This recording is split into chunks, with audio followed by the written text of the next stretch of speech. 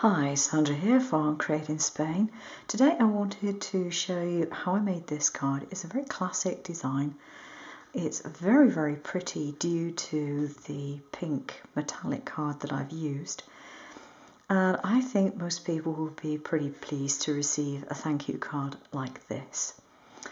Now, in order to make it up, you need to make the woven heart. And a little later in the video I'll show you how I did that. The making of the actual card itself is very simple. It's a front panel. I used some leftover pieces from doing the weaving to put at even spaces across the card. And then I cut out this thanks sentiment, which is watermelon font. It's a beautiful font. And I think that really does make a big difference.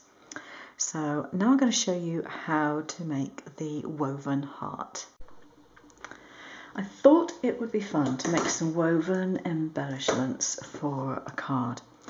So I'm going to tape a ruler to my table. Now notice I'm not using a craft mat. I don't want this moving around. And most of my craft mats are relatively non-stick for obvious reasons, so I want this to stick. I've got two different types of card. I have this lovely mirror pink, fuchsia pink mirror card, and then I have something which is just a little print. And I'm going to line all these things up against the ruler, but I am going to put them upside down. And there is a very good reason for this, okay? So just bear with me. And I cut all these out on my silver bullet because I wanted to make sure they were exactly rectangular. You know, no variation on width, no one end being slightly wider than the other. And for some reason, whenever I try and do this on a normal guillotine or something, I end up with some mistake somewhere. So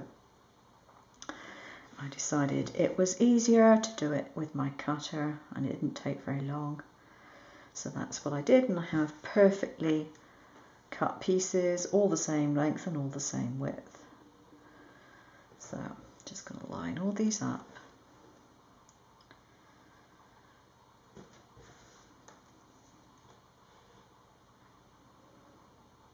And I don't want to put gaps between them, so I do need to get them fairly well lined up to do this.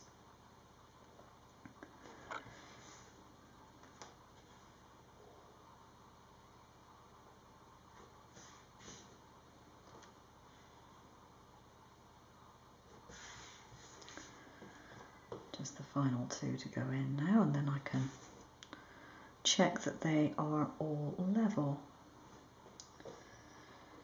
And just move them against the ruler. I'll take that one out because it seems to be raised at the end. It means it doesn't go against the ruler very well. Slide them together and then slide them up to the ruler. That one needs to come out and go on the end there. Okay, carefully remove my hand so as not to disturb them too much.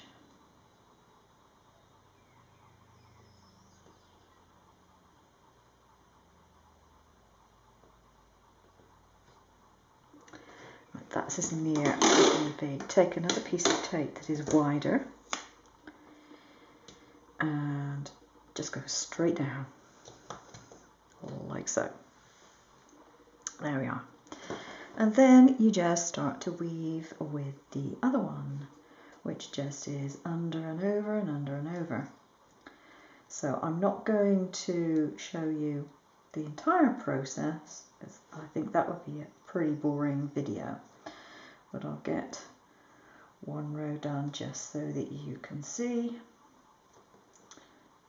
what it ends up doing.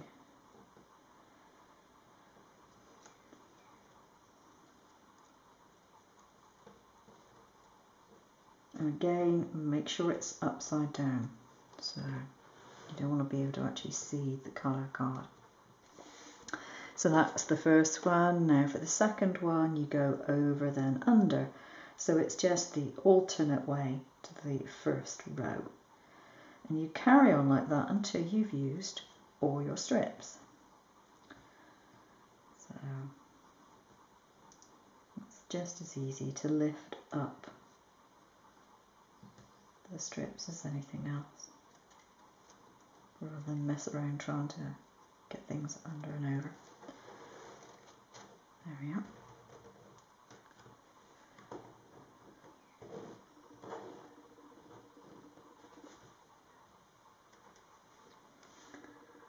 And you do that getting them as close as you can.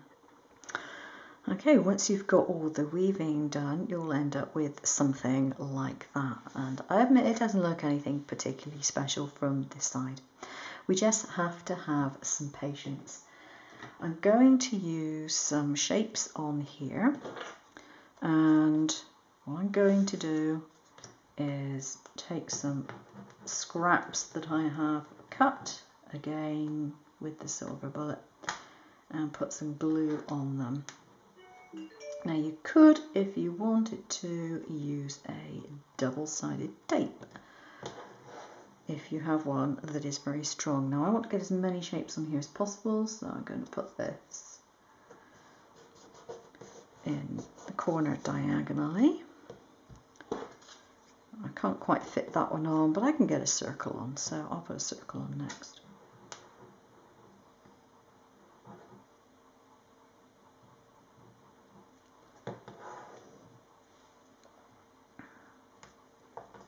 There we go.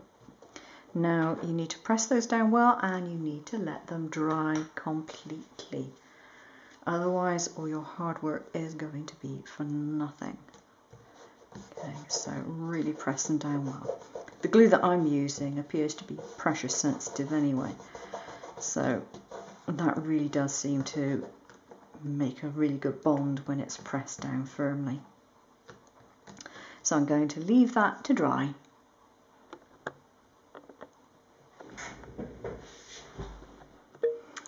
Okay, I've left it for a few minutes to dry, so I've removed the ruler, and you can remove the tape that you used to secure it. Don't need that on there any longer. And you turn it over and you have a rather pretty piece of woven card. And so now all you need to do is to cut out your pieces. And doing that, you just turn it over and cut it out from the wrong side around the piece that you have already stuck on.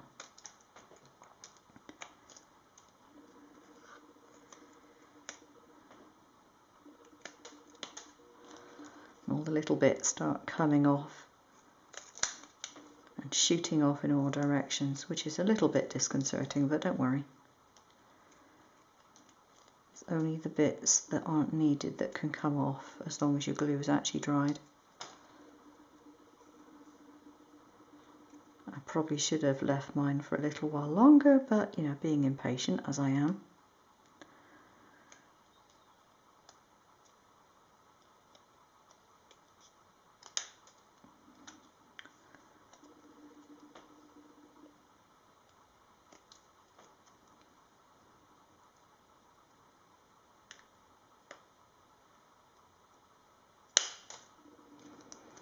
So it shoots off.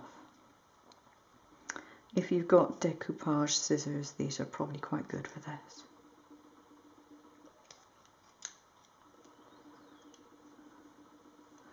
And there we are, there's the heart. So I should have left this to dry for longer. It wasn't actually quite dry, but it's fine. I haven't done it any damage.